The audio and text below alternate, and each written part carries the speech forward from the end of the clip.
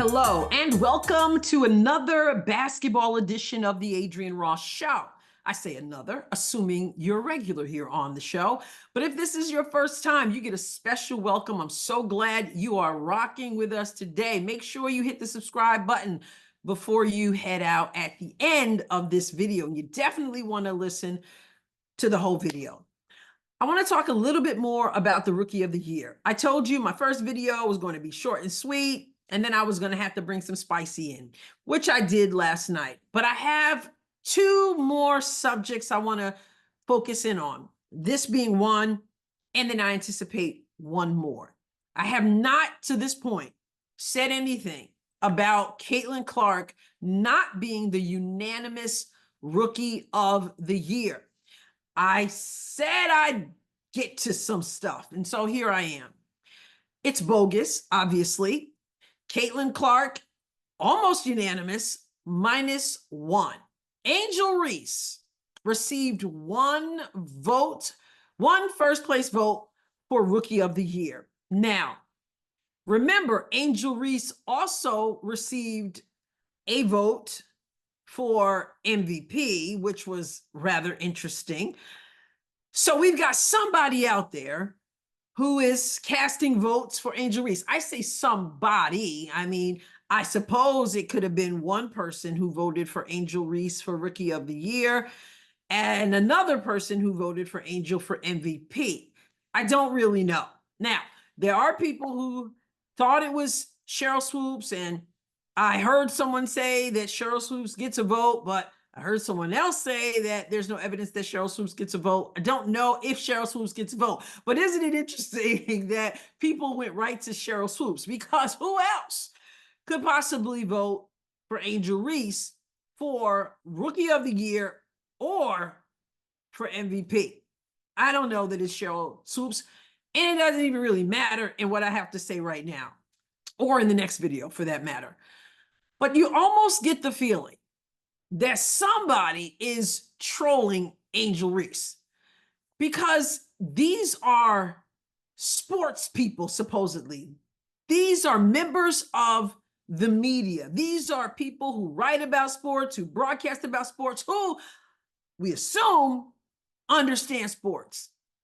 How in the world could anyone who understands sports believe truly that Angel Reese should be Rookie of the Year? Never mind MVP. That's just otherworldly right there. But Rookie of the Year. And again, I've talked a whole lot about Angel Reese, and I've taken a lot of flack from people who say, why don't you like Angel Reese? Why don't you like the black people? You black. Why don't, they've made it a race thing. They've made it you can't stand her thing. They've made it all this stuff. And I'm making it a basketball thing.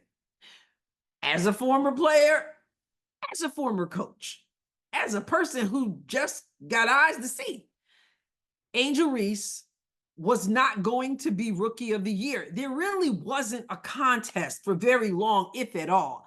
But I've gone into before the cultural reasons behind people wanting Angel Reese to carry that mantle that she simply isn't equipped at this point to carry. So there's a reason why most people, was it 66 out of 67? If I got that right, there's a reason why 66 people, whether or not they liked Caitlin Clark or not, had to vote for her for Rookie of the Year. Because there's something called integrity. And I never trust the media. I don't trust them in politics. I don't trust them anywhere, because the media have an agenda, and we've seen it with ESPN. We see it out there. It is rampant, this agenda. And the agenda was not for Caitlin Clark to be the Rookie of the Year. And so they tried to play that, oh, it's Angel, for as long as they could. But after a while, the cards just fell. You could no longer be any bit credible and go along and try to push that. It just fell apart, right? So that was, they couldn't even continue the co-rookie, because that was what I did a video once about that. I said, this rookie of the year being Angel is just not going to work. So what they're going to do is they're going to start talking about co-rookie of the year, because they're doing their best to make sure that Caitlin doesn't get away from Angel, and that we've got to do this. But in reality, if you're a real person, at some point you just got to go, I got to give it up. I tried to push the narrative. I tried to push the agenda. I wanted Angel to carry the load of a whole lot of stuff, but she's just not there. And like I said before, that's okay. But somebody, I say, is trolling Angel Reese, because that one vote is really loud, and it's really obvious. It would, if you were just, whoever this person is, this voter is, if you were just some kind of Angel Reese fan and you think this is helping, then you are seriously deceived, confused, and I don't know what else. What this does is shine a spotlight. It looks pathetic. I know you might think this is kind of weird, but I as a coach and as a person who observed basketball, there are times when one team is so much better than another team. I've seen it on the high school level, where at halftime, one team has barely scored at all, and the other team is just blowing them away. Not because they're trying to embarrass them, because they're that good, or the other team is that bad, or whatever the case may be. And I have said many times, although some of you may disagree with me, I have said before, I would rather go into the locker room with 0 if that were the case, that we were getting blown out that bad. Somehow 0 didn't seem as bad to me as going in with 1 point at halftime. I mean, it never happened to my teams, okay? But I've seen it happen, and we've done some damage to some other teams. But I've seen that happen where it's like they barely got on the scoreboard at all. And I remember I've said this. If I were that person, that coach, that player, it's sort of like I'd rather have nothing than that one, because that one is like, I mean, you go to the free throw line and you can get 2. You know what I mean? You can get 2 at the free throw line. That means you can't. You got 1. You can't even complete. You can't even hit a free throw, and it's free. It's almost like you just kind of be like, we didn't do anything. That one, I don't know. You might disagree. I know what I'm trying to say, and I know what I feel about it. But what I'm saying, how I'm relating this to Angel Reese, is that it just, for that one vote, it looks like you're obviously not worth being in the conversation.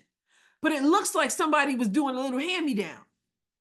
It looks like there are people out there who are watching you and commenting on you and pumping you up, who obviously don't know what they're doing or what they're talking about, because none of their colleagues could even go along with it.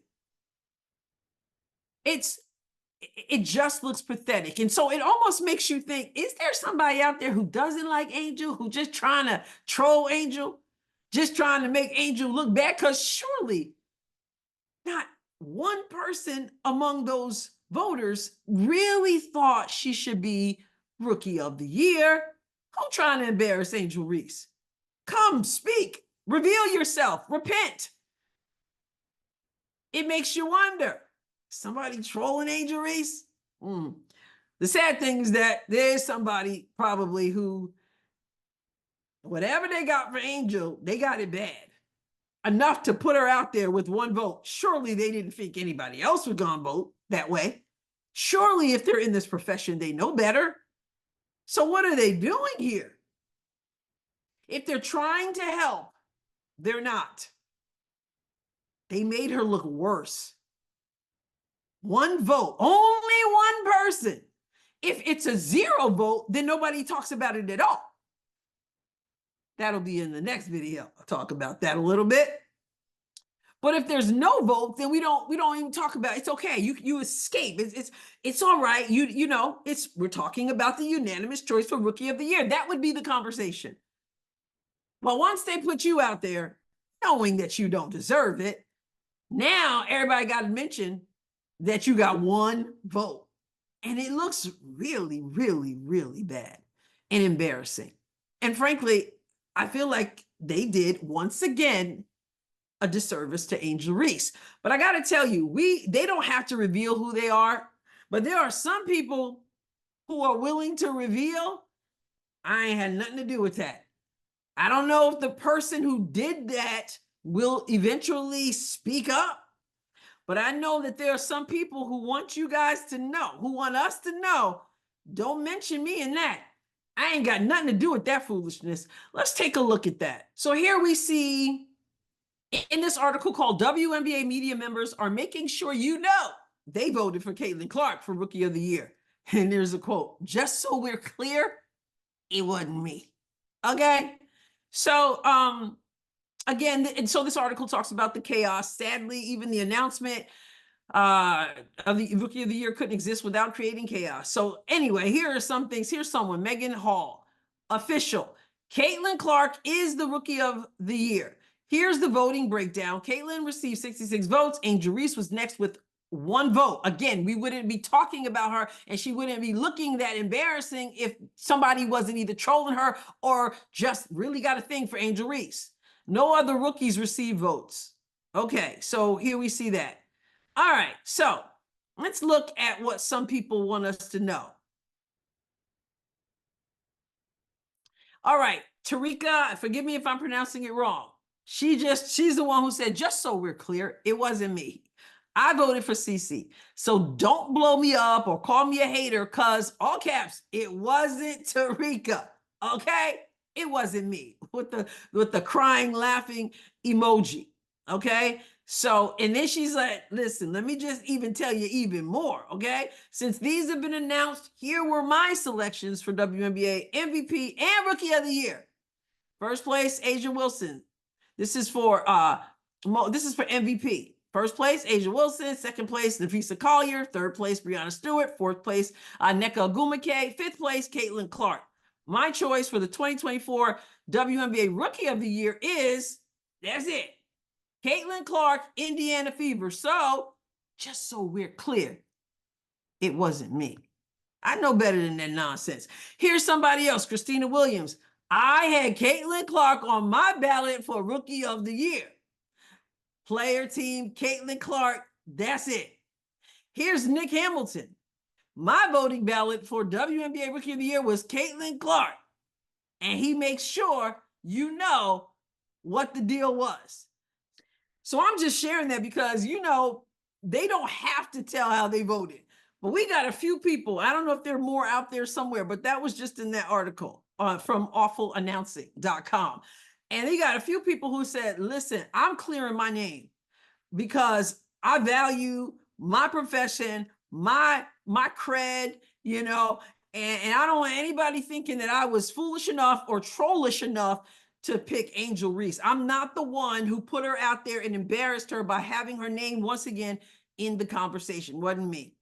Interesting though. So I don't know if we'll ever find out who it was, but let me quote Ricky Ricardo from I Love Lucy. You got some splaining to do. As I said, I've got another video on this similar topic, meaning Rookie of the Year, not the same topic, obviously. So make sure you're rocking with me. Hit the subscribe button if you haven't done so. Remember, we're having a live stream at 8:15 tonight. That's Central. That's 9:15 Eastern. And we're just celebrating Caitlin Clark's Rookie of the Year. So it's a party. Bring yourself some water, tea, coffee, whatever, so we can toast to Caitlin Clark. All right, I'll catch you next time, God willing. God bless you abundantly.